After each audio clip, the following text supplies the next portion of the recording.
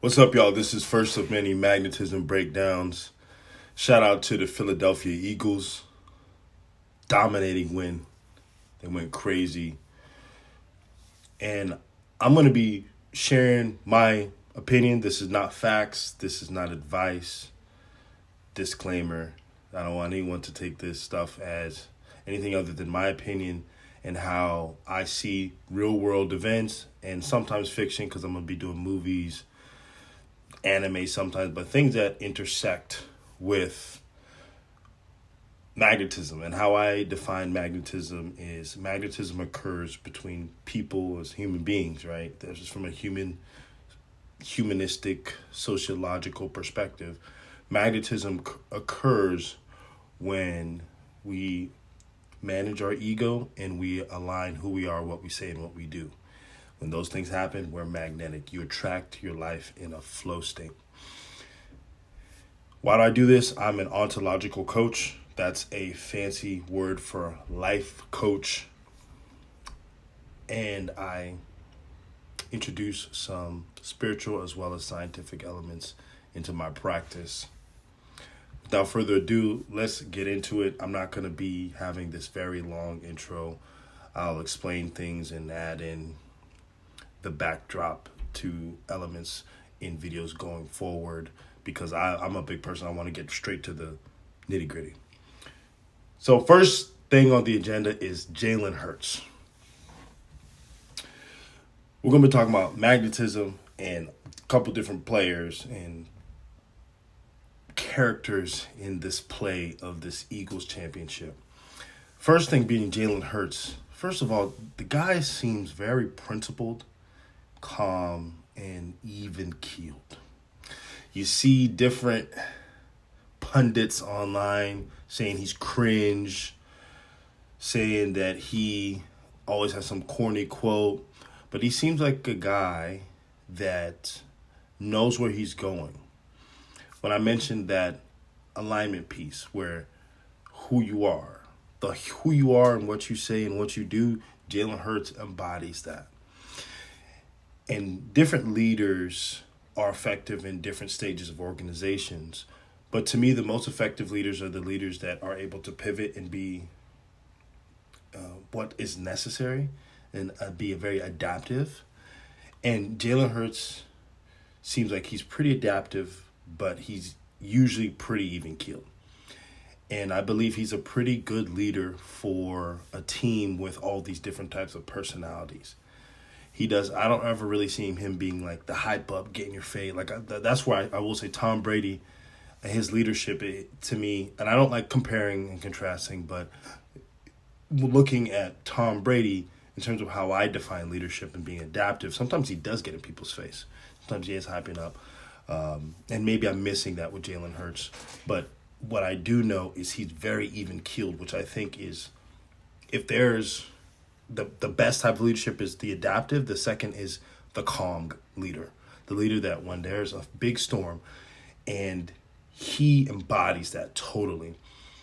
But I also see one of the things on social media, he is an all-female, all-woman, and that's pretty, I guess that's pretty unique in the sporting world, but he has an all-woman management team. So his agent, his stylist, his manager, all the different professionals that help him maintain and grow his brand are women. And I am mentioning that as it takes a man that's very aware of himself, as well as an understanding of an ability to manage their ego. And when I say ego, I don't mean ego. Ego is neutral when I share this term. Some people think ego is a bad thing, or some people think, you don't want to have any ego at all. I actually disagree with that point. I believe that having awareness of your ego so that you can be adaptive is, to me, the optimal way of managing that natural part of ourselves. Human beings we all have egos. To me, how I define the ego is the mind's mind. It's how we filter and give things meaning and relate it to our feelings, emotions, sensations that we experience For some people, a compliment is a disservice. So for some people, a compliment is nice. And I believe the difference in how they relate to their ego around that subject is what gives those different experiences. And with Jalen Hurts, it seems as though he's a very down-to-earth, aware individual. I know that he comes from a two-parent household. He was raised by a football coach, so he was bred to be in this spotlight. So it doesn't ever seem like he just got there, which is a traditional, act like you've been there, have that humble approach. I don't think that's necessarily good or bad, but I do see the benefits. And I want to acknowledge Jalen Hurts' leadership because through all the ups and downs, the guy got benched in the middle of a championship by Tua, didn't pout. You never see him visibly showing what's going on. And for some people, some people can say he seems distant. It doesn't seem like he's human.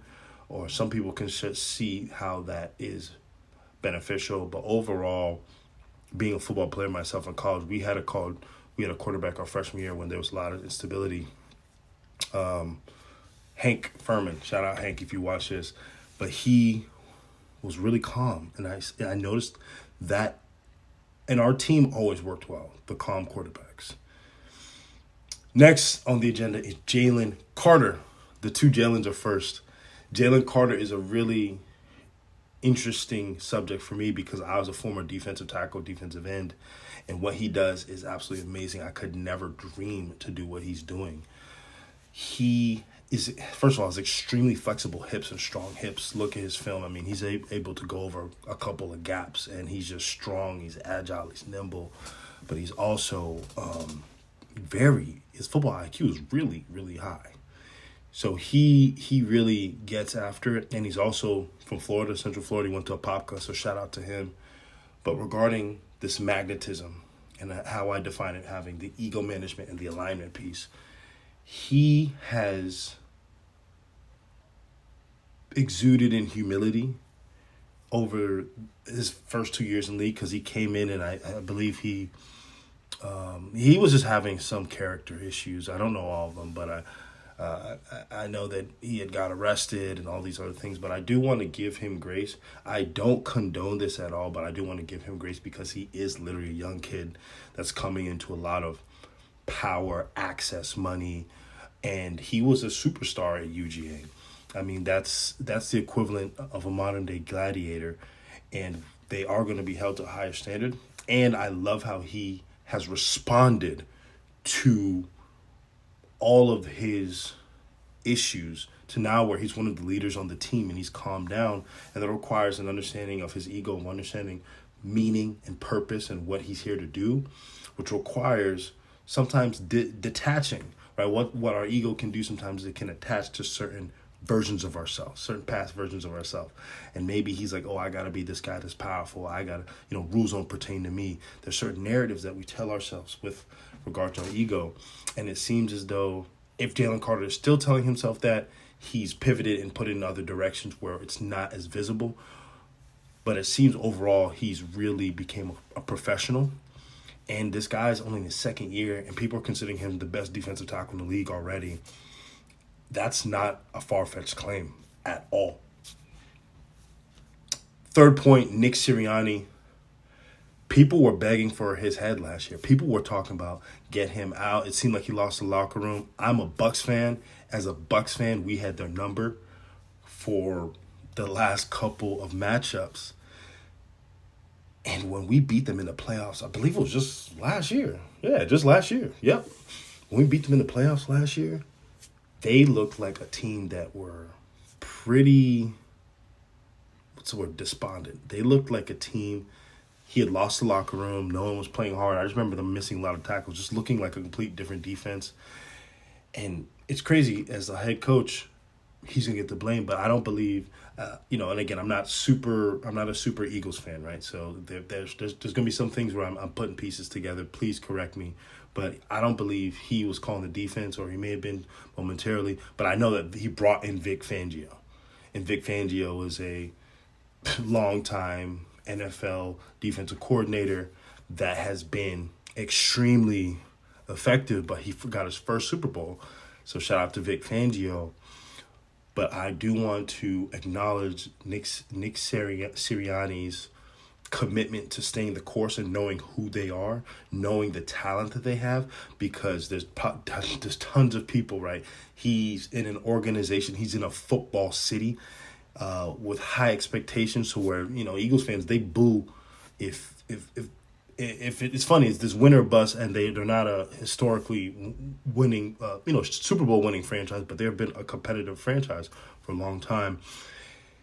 And man, you can have all these voices coming at you, and you have to have some awareness and know where to detach your ego, where to be a little bit delusional. That's the other side of ego, is understanding and having that inner connection and attachment to things where you're like, hey, we're doing this and it doesn't matter.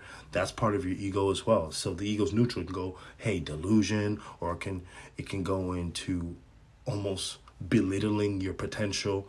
And it seemed like he had a healthy balance where he stayed the track and he said, hey, let me get some experience in the defensive side of the ball, and made sure that they stuck to their guns. They rode their horses. Everyone told them to stop the tush push. They knew, right? And as it goes back to my magnetism, how I define it, it's ego management, as well as who you are, what you say, and what you do. Aligning those three things. They know that they do the tush push. They're going to keep doing it. People boo it. They're going to do it. Can you stop it? No. Cool. What they say, they got a leader that he says very few words. They'll show you. And then what they do, they are a physical team. They had the number one defense. They had I believe, a top 10 offense, but I know they were one of the top teams in rushing for sure. They have A.J. Brown. They're just a really solid, balanced team. Like they're above average in every single position group. And a lot of that's their GM. Well, what's his name? Howie. But again, how that their GM is nasty, right? I'm a Bucks fan, so don't crucify me. But I do want to acknowledge that their GM has drafted great. That Carson Wentz trade, I saw this video where it turned into like A.J. Brown, Cooper DeJean, all these just first round draft picks that have revitalized their defense. So you got to give a shout out to just the management of ego, their process that they stick to, as well as Nick Sirianni having leadership, bringing in Vic Fangio, saying that's all him, having that old school approach. Really cool to see. They didn't blitz at all, and they gave Pat Mahomes fits, man. And that doesn't happen often. The only other time it happens when the Bucks played him and, he's running for his life. That's really the only way you can beat the guy. You can't blitz him.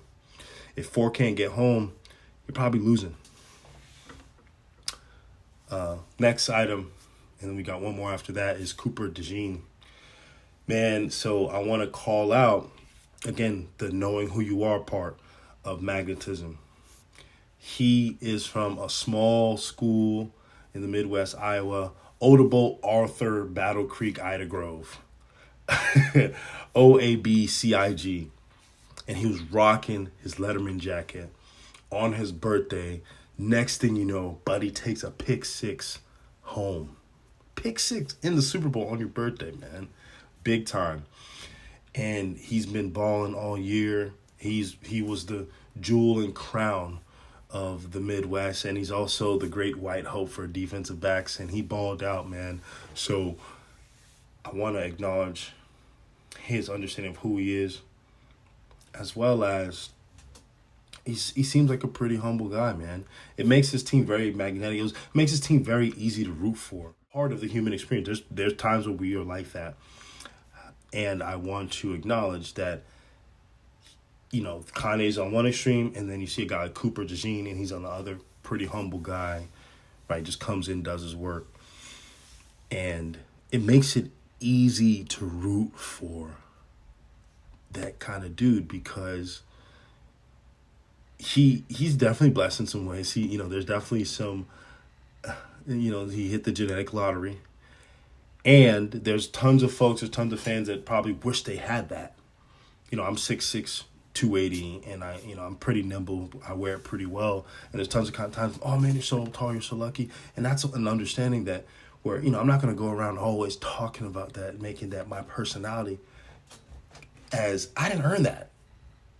right? There's not much merit in that. I mean, maybe I slept and I listened to my mom, and I guess I did abide by those rules and I ate food. But that's basic things for survival. When you see Cooper, his ability to come in and again have his understanding of who he is, it really makes this Eagles team and the narratives around them it's just so easy to root for these guys, man. I definitely was becoming a fan, especially being a defensive football player on the D-line. I mean, what they've been doing has been extraordinary. Last one is A.J. Brown, and I'm going to throw in Jameis Winston with the A.J. Brown.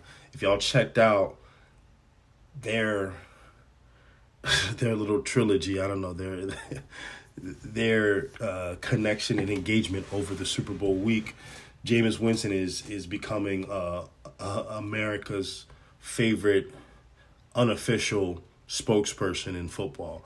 Everyone said he's going to definitely have a career after that.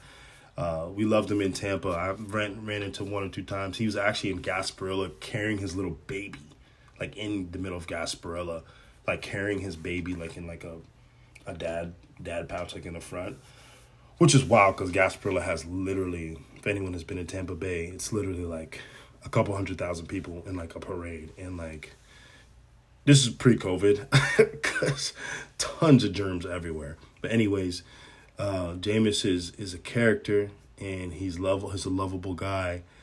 Done some silly stuff when he was younger, and it seems like he's moved on and been in the right direction. But he and A.J. Brown had a little back and forth during some of the interviews during Super Bowl week, and he challenged A.J. Brown to do the cha-cha slide.